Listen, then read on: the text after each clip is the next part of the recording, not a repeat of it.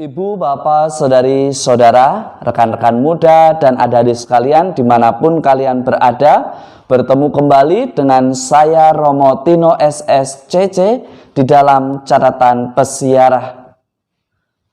Di dalam perjalanan hidup kita berpikir bahwa ketika ditolak dan apa yang kita ajarkan tidak sesuai dengan harapan kita, lalu kita merasa bahwa pelayanan kita menjadi sia-sia.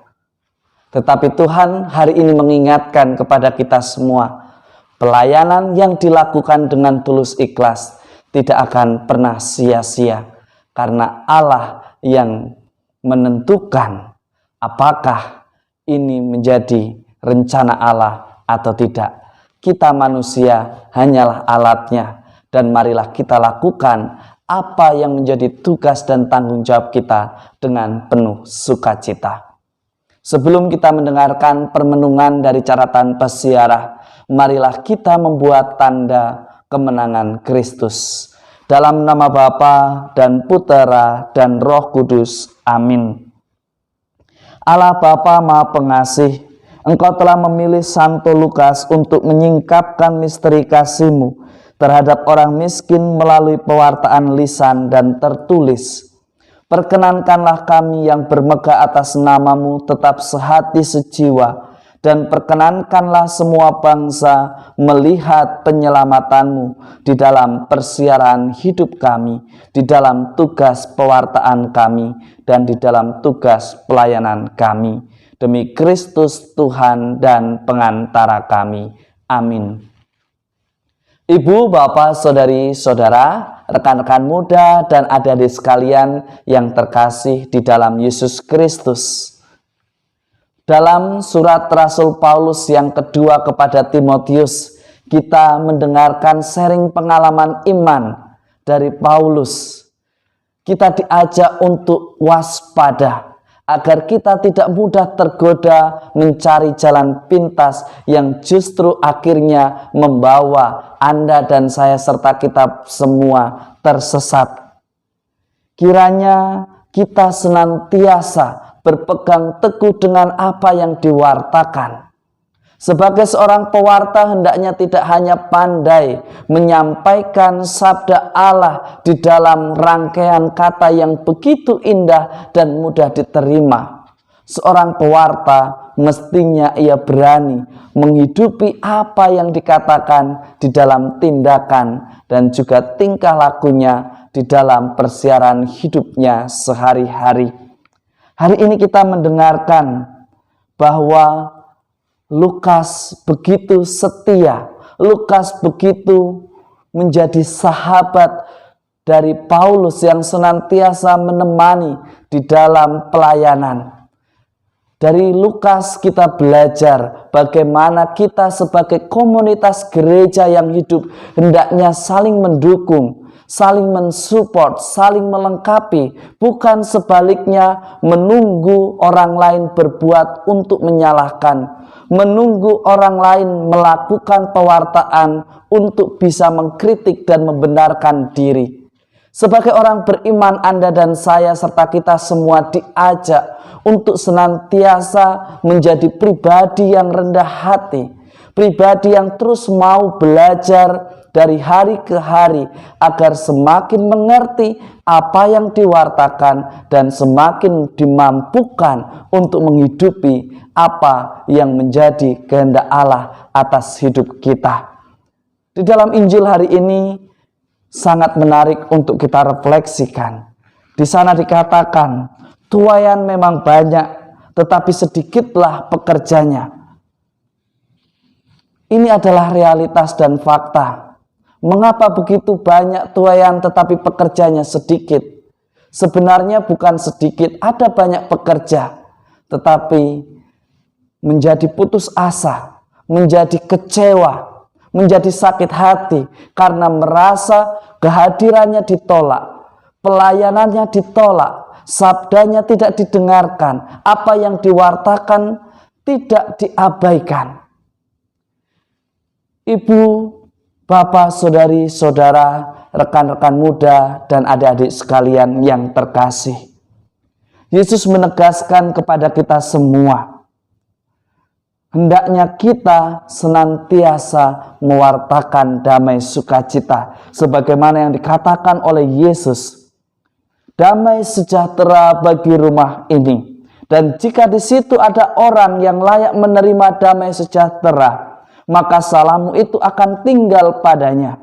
Tetapi jika tidak, salammu itu akan kembali kepadamu. Apa yang hendak ingin disampaikan oleh Yesus kepada Anda dan saya serta kita semua?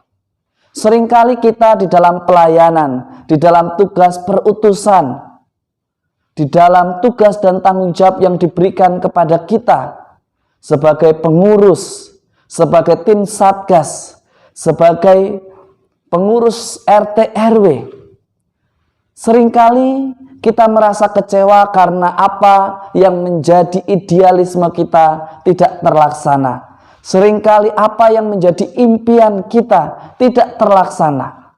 Yesus mengingatkan, mukjizat terjadi semata-mata karena Allah yang lebih dahulu menghendaki terjadi melalui perantaraan kita.